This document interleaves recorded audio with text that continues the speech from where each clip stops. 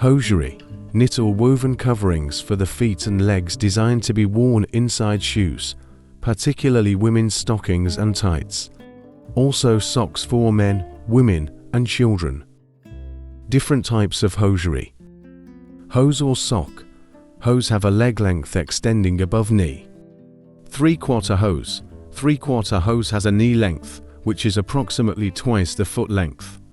Men's half hose. Men's half hose are usually into leg length ranges of between 7 and 9 inches, or between 11 and 15 inches.